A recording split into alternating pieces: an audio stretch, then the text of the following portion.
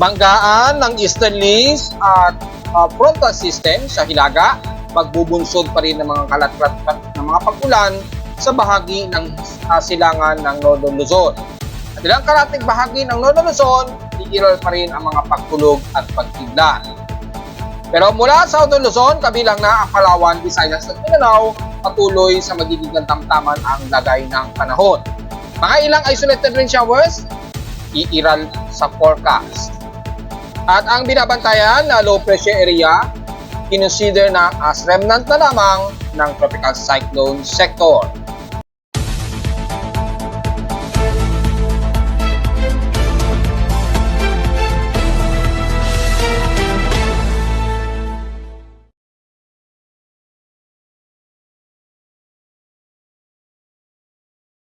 Hello, good morning mga folks. Welcome po muli sa ating daily weather bulletin at analysis para sa araw ng Lunes, October 14, 2024.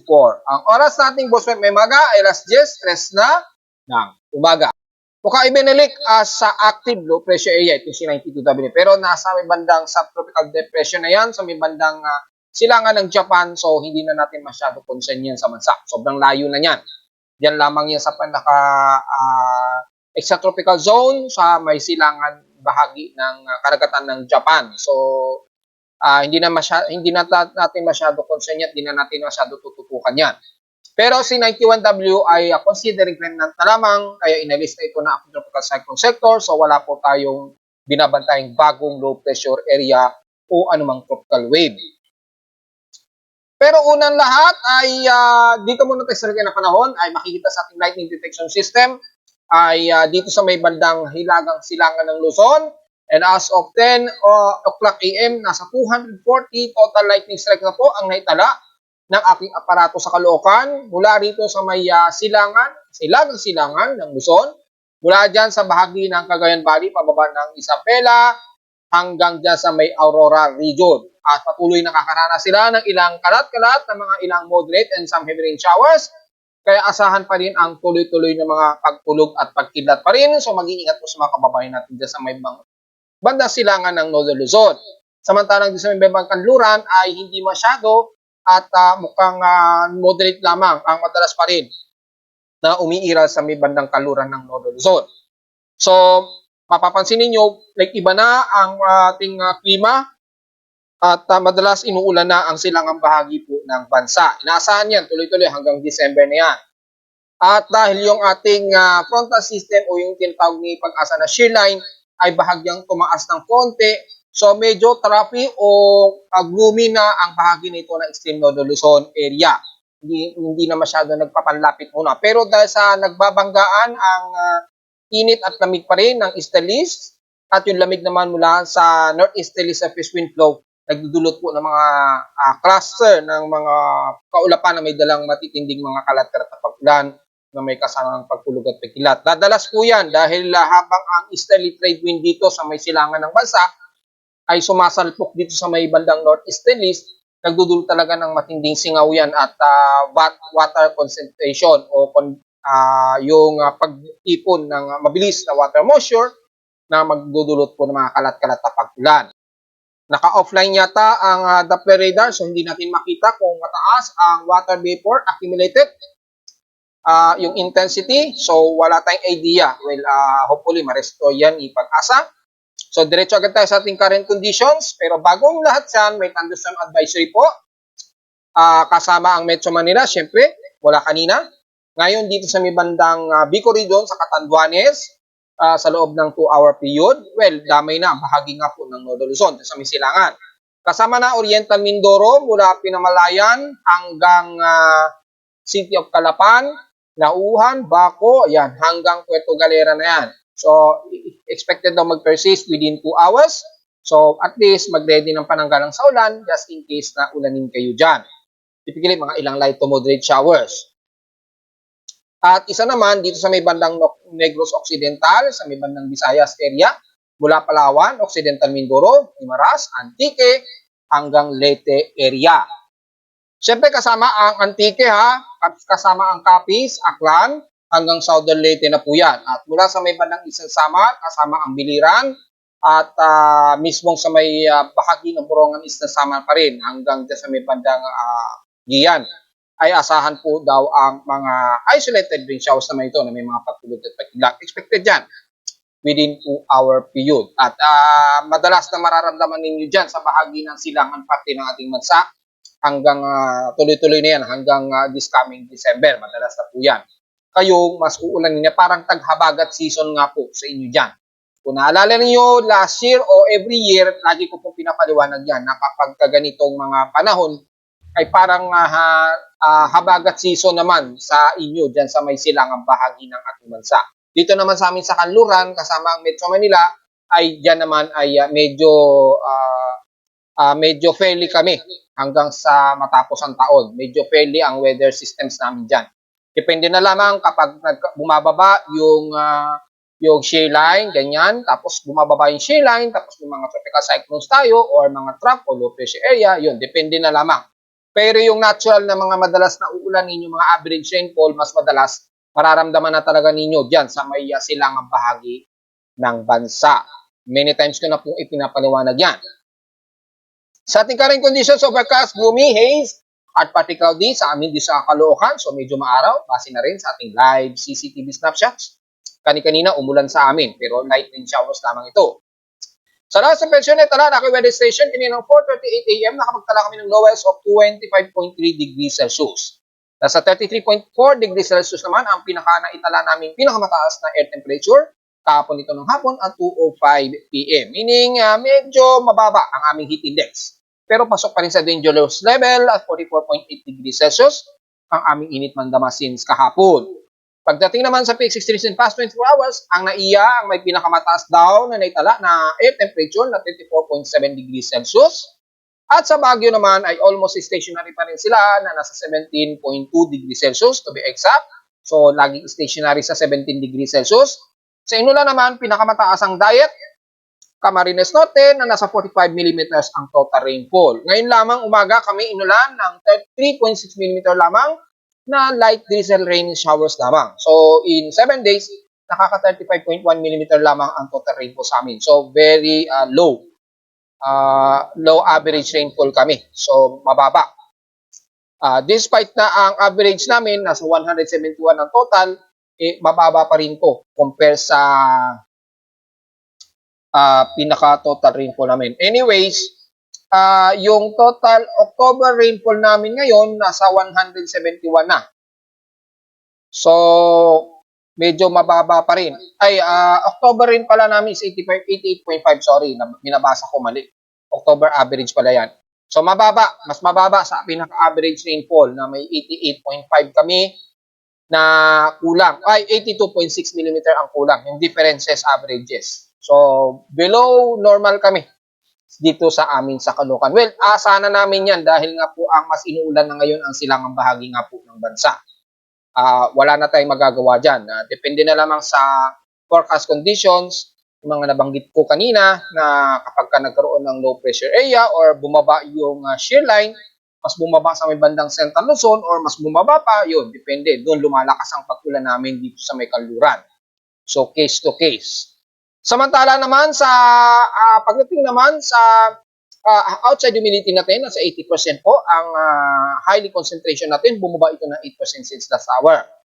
So medyo thunderstormy pa rin tayo kahit papaano na overcast base sa ating barometer na nasa 1,009 hectopascals ito and steady ito since last hour. Anyway, merong moderate itong si Taal, yung thermal status ni Taal. So, silipin natin yung status ni Taal Volcano mula sa data PTP box ngayong araw. Pero ang data ay kahapon. So, kung titingnan natin, may dalawa na namang eruptive ng phreatic eruption. So, tumagal ito ng 3 to 30 minutes ang haba. Pansin ko, dumadalas ang phreatic eruption ni Taal, At dahil sa nag-upgrade na ng camera itong si P-Box dyan sa kay Taal at kay Bulusan, kay Kanlaon, mas maganda na yung kuha nila. Kaya yung real time na nakikitang event sa mga bulkang ito, madali na nilang na i-report.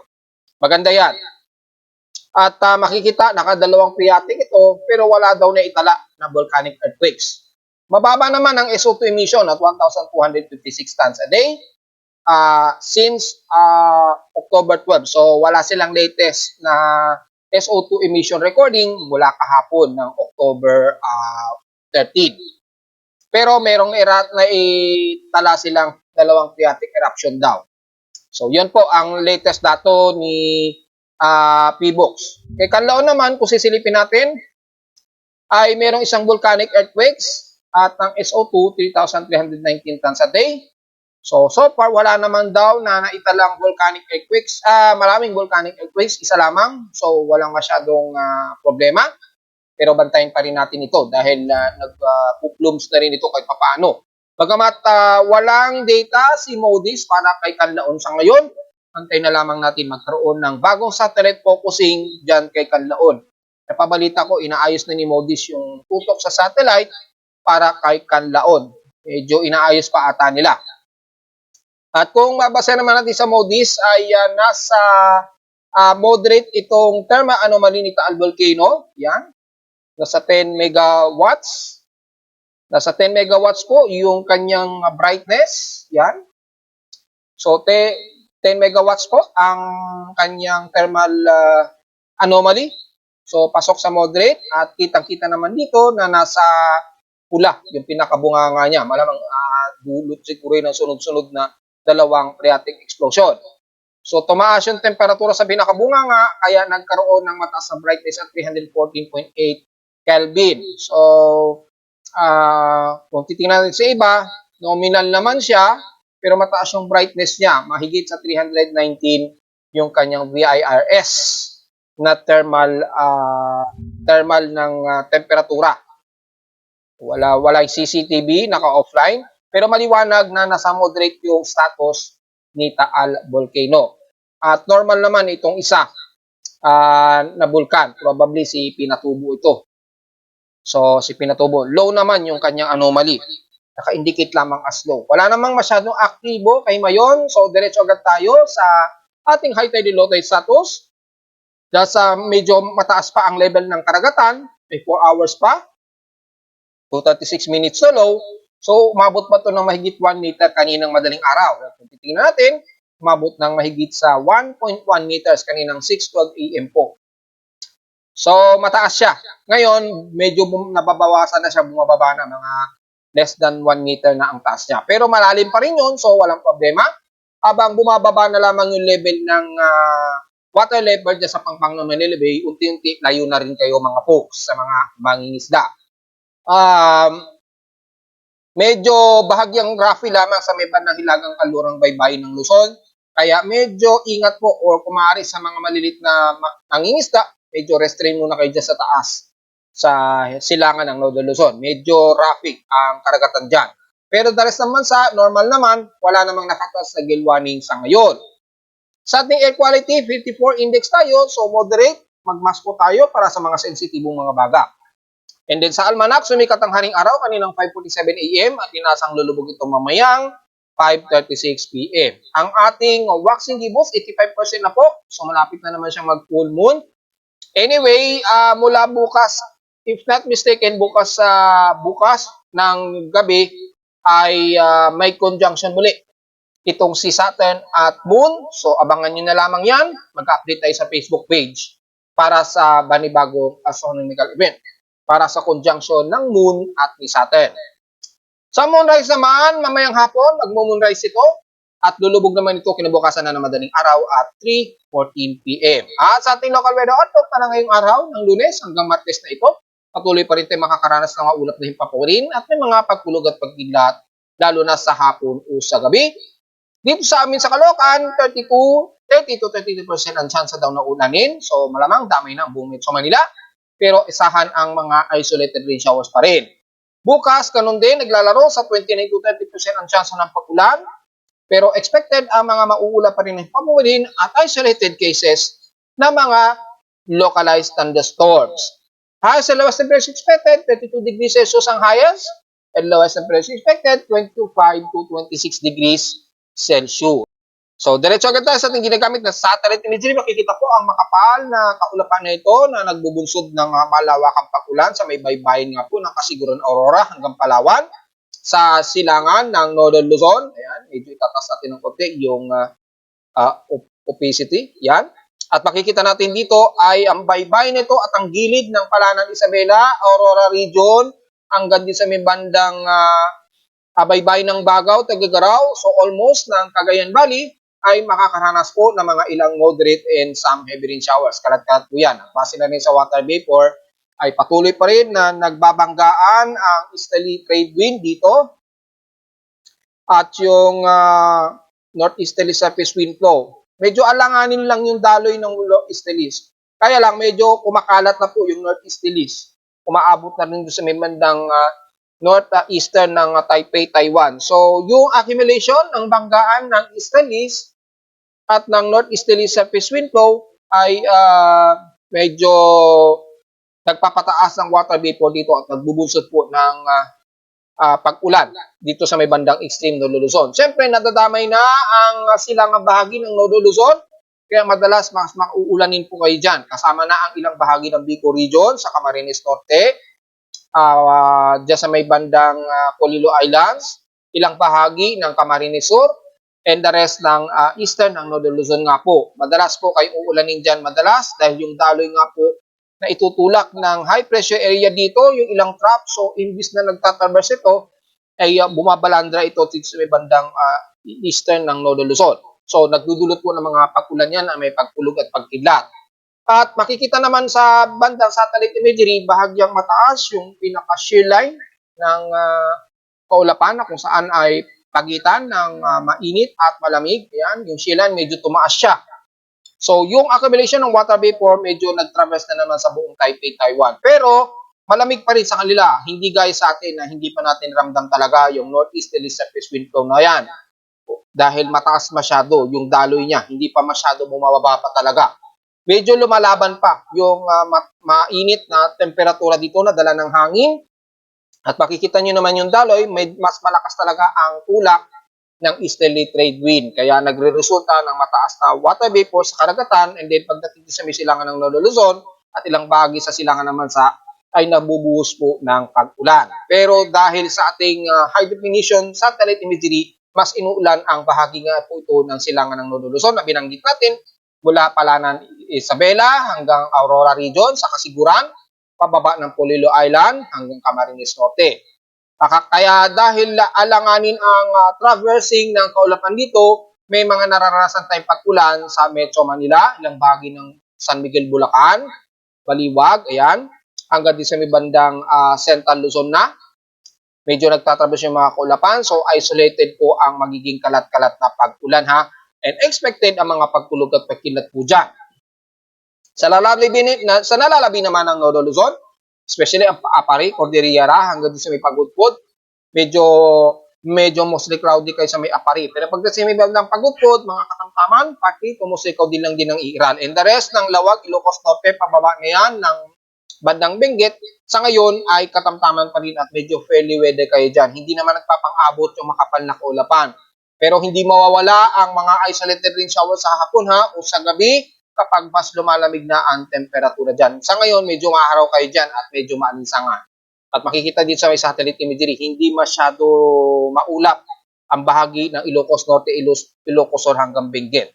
Hanggang din sa may portions ng Dagupan, medyo katamtaman kayo dyan. Pero partly tumusli kayo din na kayo dyan, maging sa may bandang Zambales. And the rest mula Central Luzon, pababa na ng Pampanga area at Bulacan area, magiging gloomy tayo dyan. So, ang isolated rain showers, medyo mataas ang forecast. At mula sa Metro Manila at Calabarzon, magiging overcast and gloomy rin tayo. Base na rin sa ating current status. So, asahan na mga kalat-kalat na mga ilang light drizzle rains and some moderate.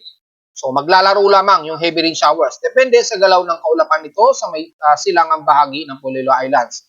Pag masyadong lumapit yan, hawiin ang Metro Manila ng biglang moderate and some heavy rain showers. Pero hindi naman tumatagal ito.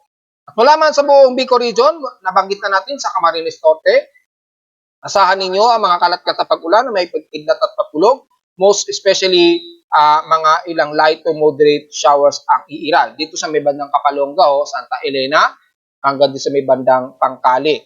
Sa may bandang Dayet, pababa ng Naga, hanggang Sorsogon, medyo moderate tayo dyan at mas maaraw at mas maalinsangan ang mararamdaman muna ng mga taga-Naga, Iriga, Sorsogon hanggang sa may Catanduanes. Mga ilang partly cloudy lamang at ilang isolated lang ng mahihinang pag-ulan ang umiira dyan. And the rest ng Southern Luzon ay magiging gloomy ang parte nito ng Occidental Mindoro. At mula sa may Oriental Mindoro, kasama na ang Puerto Galera nga po at nabanggit na natin yan sa thunderstorm advisory. At mula Calapan, Oriental Mindoro, kasama na ang Pamalayan, ay nakakaranas kayo ng mga ilang light to some clusterized na heavy rain showers, especially sa may bandang Puerto Galera. Yan, area na yan. Pagpayong po, mga folks. At dyan naman sa may Occidental Mindoro, mula din sa may bandang Kalurang Bante ng Mamburao, Santa Cruz, sa ngayon, medyo maalinsangan kayo dyan at katamtaman ng laki ng panahon, pababa ng San Jose at Palulao. So, kung titingnan natin dito, mataas pa ang temperatura dyan sa area na yan. Kung titingnan natin, mataas po ang temperatura ng taga Bico region mula Dayat Camarines Norte. Pero medyo malamig sa may bandang Mindoro. Well, nakakaranas kasi sila ngayon ng mga kalat-kalat na pag-ulan ngayon dyan, lalo na sa bandang Oriental Mindoro area.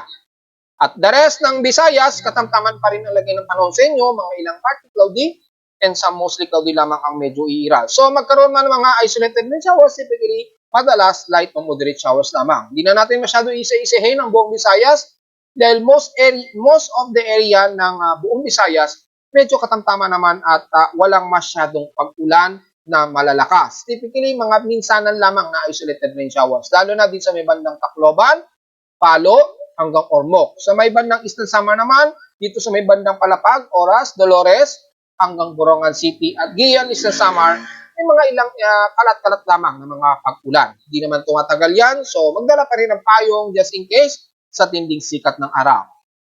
Sa may Mindanao naman, ganun din, katamtaman ng lagay ng panahon, fairly weather kayo dyan, mga ilang kaulapan lamang umira, so matinding alinsangan naman ang mas mararamdaman ninyo. Mga isolated rain showers ang madalas na mararamdaman ng mga taga-Northern Mindanao at Zamboanga del Norte, lalo na sa may bandang Dipolog, ayan, Orequeta hanggang Osamis. Medyo nakakaranas kayo ng mga ilang kalat-kalat na pag-ulan dyan. Hindi naman tumatagal na mahigit isang oras. Mga partly cloudy to some mostly cloudy ang madalas na iral, pero manguna ang maaraw at palinsangan sa halos buong bahagi ng Mindanao. So hindi na natin din iisa-isahin yan dahil mapapansin natin, puro forecast lamang ang nakataas dito. So, umulan man, mga panandalian lamang ng ilang light to moderate showers lamang ang nakikitaan natin na madalas iiral dito. Mga maliliit na bayan lamang ang ulanin, gaya na lamang din sa may bandang Hinatuan, yan, bandang Hinatuan area, at ilang bahagi ng Dinagat Island, yan. Sa may bandang Davao Region naman, dito sa may pagitan ng Panobo at Tagum, at dito sa may bandang Valencia, sa may bandang Bukidnon na. Katamtaman lang din at fairly weather din ang buong Compostela Valley. So madalas moderate and fairly weather naman sa halos buong bahagi ng Mindanao. Typically, uulanin kayo madalas yan sa hapon o sa gabi. So at least sa mga bumabiyahe sa hapon o gabi, pagdala na naman kayo ng mga pananggalang sa ulan. Well, diretso agad tayo sa ating ginagamit na computer-generated tropical cyclone sector. Mapapansin natin, ibinalik yata ng ating tropical cyclone sector yung C92W.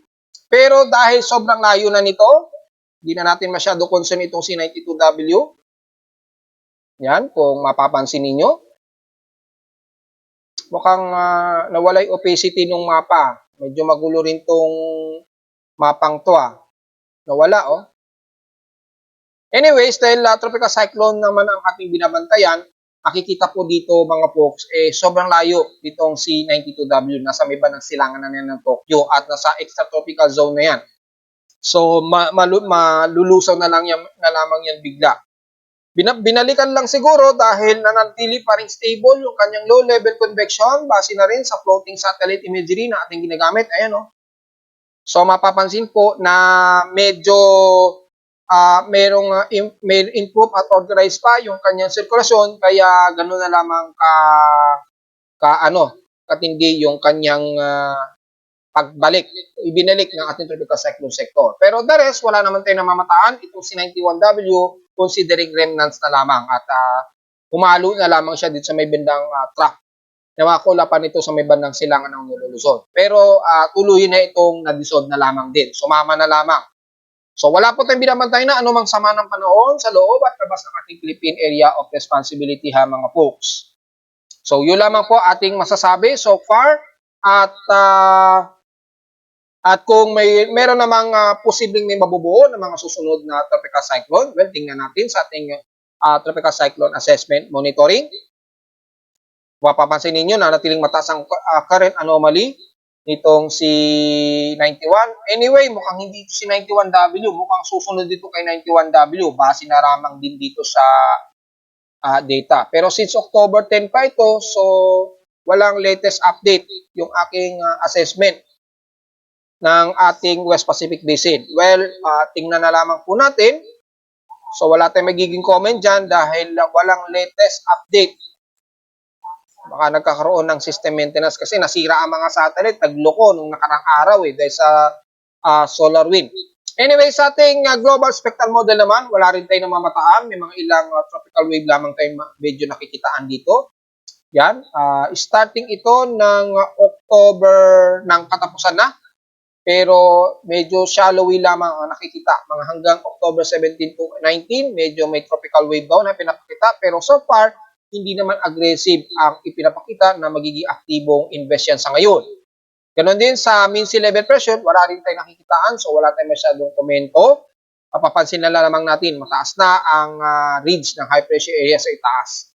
So talagang tapos na ang transition ng amihan at talagang amihan season na bago pagkatapusan ng Oktubre.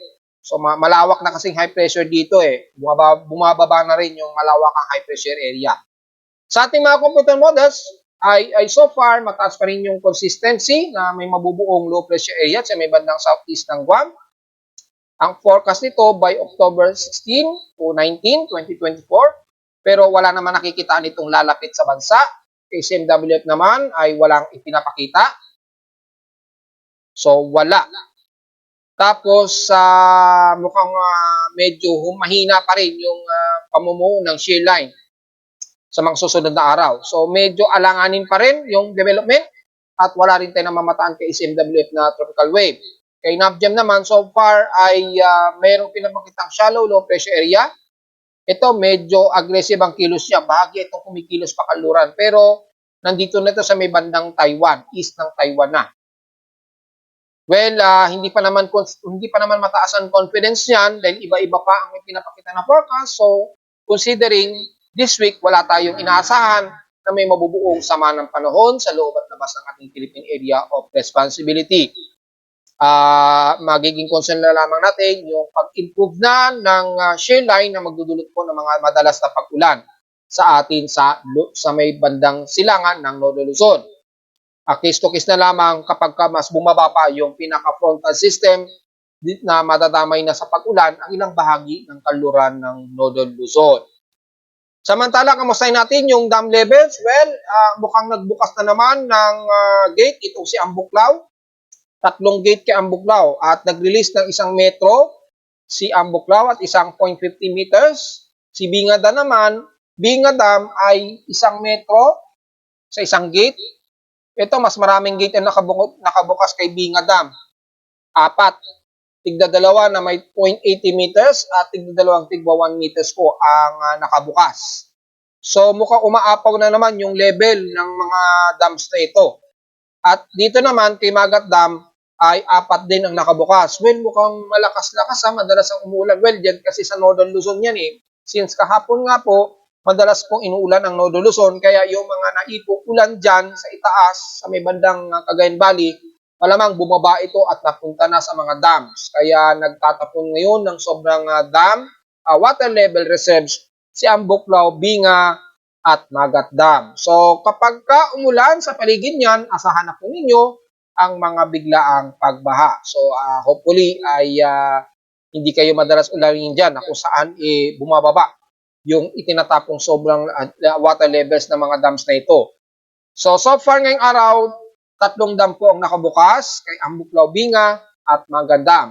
Ito naman si Angat Dam, so far mas bumaba na yung deviation level pero sapat pa naman, so wala tayong magiging komento na nasa 5.37 meters pa naman yung higit na water level nito. hindi nakabukas o hindi ginagamit si Ipo Dam at Lamesa Dam. So, naka-close sila. Ang operational lang, ang nakikita ko rito, si Angat Dam. So, yun lamang po ang pinaka-latest natin para sa status ng mga dam natin, mga folks. At sa ulat din doon naman, so far, wala namang malakas na sa pagyanig ang na-detect ng aking seismometer sa Caloocan. So, diretso agad tayo sa data feed ni P-Box mula kaninang 12 a.m. Ay, so far, wala namang minor earthquakes na malalakas na magnitude 4.0 ang naitala. Puro mahihina lamang ito. So, mukhang isa lamang ang magnitude 4 ang naitala ni P-Box kahapon. So, medyo good news yan. At kung titingnan natin sa ating historical earthquake data for the month of October, kung nakakailan na po, maabot na ba sa 500 earthquakes o mahigit sa 500 total earthquakes tayo. Titingnan natin ng month of October. Yan. Halos magpa 500 na po. Nasa exact of 490 ang total earthquakes natin. 455 dito ay magnitude 2.0 pataas. 33 sa magnitude 4.0, isa sa magnitude 5.0, at nanatiling isa ang magnitude 6.0 pataas natin. So far, wala namang nadagdagan sa magnitude 6. At so far, tag-iisa pa lamang ang naitala. So medyo good news. Pero mag-iingat pa rin tayo mga folks dahil hindi natin malaman isang araw na lamang baka magkaroon ng medyo malakas ng pagyanig. Kasi kapag ang behavior ng paglindol sa atin sa bansa medyo kumakalma, medyo advance na tayo mag-isip na anytime na lamang biglang magkakaroon ng biglaang may malakas na lindol. At least preparado po tayo, lalo na dito sa may silangan ng Mindanao, mula sa Surigao del Norte hanggang sa Surigao del Sur. Sa Eastern Visayas naman, sa may bandang pagitan ng Leyte, yan, at Guian Eastern Samar. At dito naman sa may bandang Northern Luzon, probably dito sa may bandang karagatan ng Mindoro area o pagitan ng Batangas. Yan, kung titingnan natin dito, bandang paligid nito ng Kalatagan, Batangas, yan, Mabini, Tingloy, hanggang dito sa may bandang Lubang Island. Yan na lamang ang medyo babantayin natin. Pero mas focus ang parte ng Mindanao dahil medyo mas marami nga po ang nililindol ang bahagi nga po ng Surigao. So, yun lamang po ang ating analysis for earthquake ngayong araw mga folks. At narito naman ating 3-day weather forecast para sa araw ng Lunes, October 14, 2024.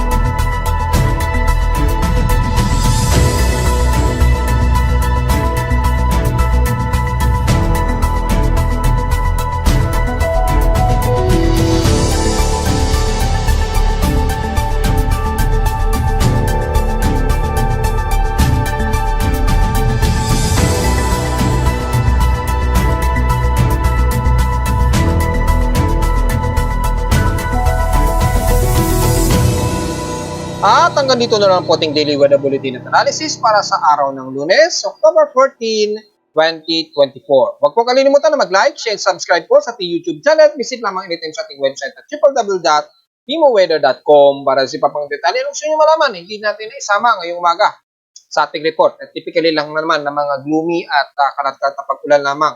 Madalas isolated lang naman ang mararanasan natin at the rest, maalinsangan.